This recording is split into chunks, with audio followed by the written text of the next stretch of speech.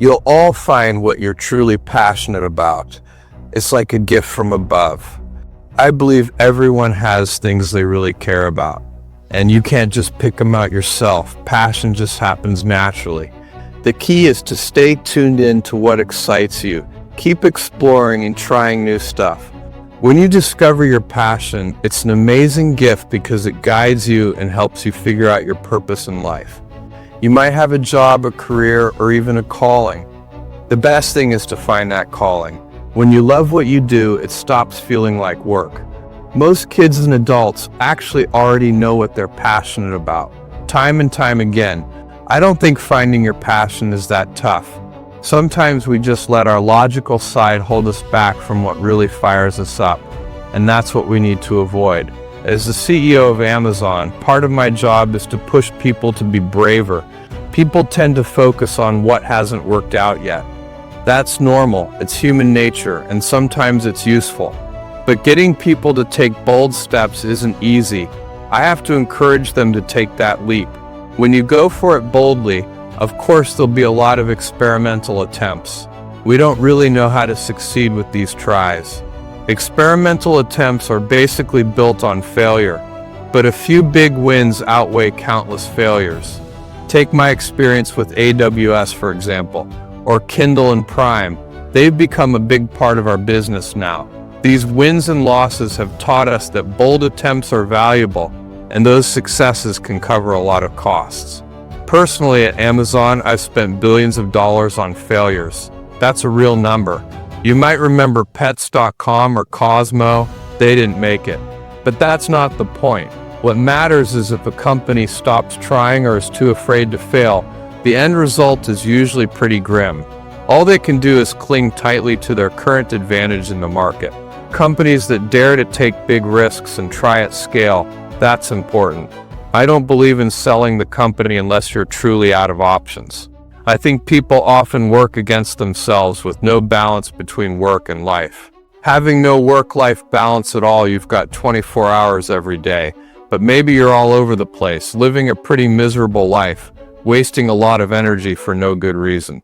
So you've got to find your own balance. I think for most people, it's about whether what they're doing actually matters. People want to know their work is interesting and useful. For us, because of the challenges we choose ourselves, we're trying hard to explore future possibilities. For those interested in this, it's really exciting.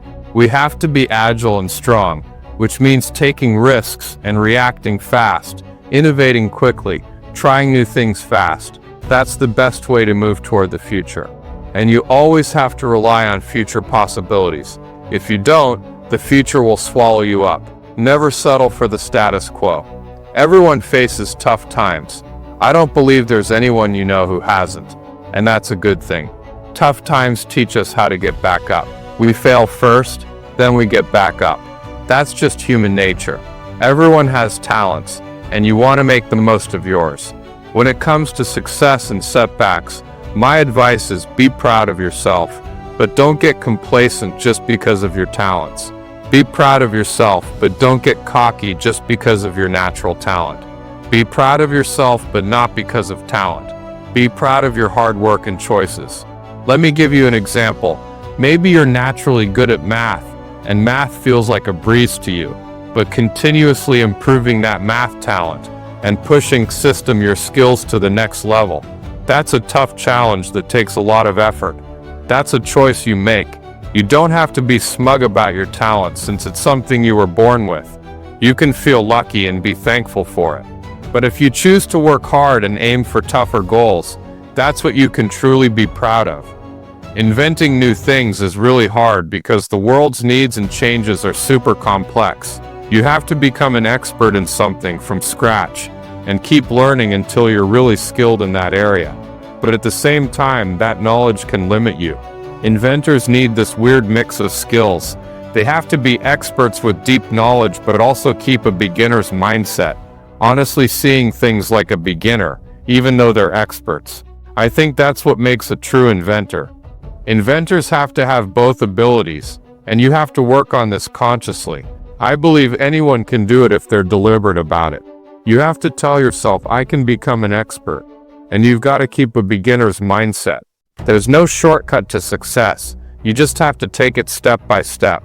Don't try to cut corners. But you do need to stay passionate to keep moving forward. Coming up with ideas is easy, but turning an idea into a successful product, that's the hard part. Along the way, you'll have to go through a lot and put in serious grit and determination. So I often tell people who want to be entrepreneurs that you need tough resilience and some flexibility to make it. You've got to be super firm about your vision. If you can't stick to your beliefs, everything can fall apart easily. But at the same time, you have to stay flexible with the details, because as you work toward your goal, you might realize some of your original assumptions were wrong. When that happens, you need to be able to adjust your vision. I believe turning an idea into a product or service that consumers actually adopt and that truly improves people's lives takes a lot of effort. I advise people not to chase after trendy jobs. We see those kinds of jobs popping up in a lot of industries. For example, not long ago, the internet bubble of 1999. You could see a lot of people quitting their original jobs to jump into the internet world, kind of like the gold rush back in 1849. If you really look back at 1849, you'll see tons of folks heading to California chasing gold. Some of them were even doctors who gave up their careers to go after it. Most of the time, that kind of move didn't pan out. Even if they did succeed, it was probably because of government support or other outside factors. I don't think chasing that kind of thing really brings a true sense of accomplishment. You've got to really know yourself. One thing I find helpful is to imagine yourself at 80 years old, looking back on your life. You'd want to minimize regrets, right? This kind of thinking helps when you're making decisions about your career or family. For example, I have a 14-month-old son. When I'm 80, of course, I want to have watched him grow up. I don't want to be 80 and regret not having done that or missing out on all those precious memories with him. You can imagine. Another thing I want to suggest is that it's best to always make decisions with a long-term perspective. This might sound a bit contradictory because right now a lot of people believe in living in the moment. Even though I don't really agree with that, I think people should always plan ahead for the future. If you can do that, it can give you an ultimate sense of accomplishment. This is just my personal approach, and I think everyone should find a way that works best for them. There are plenty of different ways to achieve this. You just have to find the one that suits you best.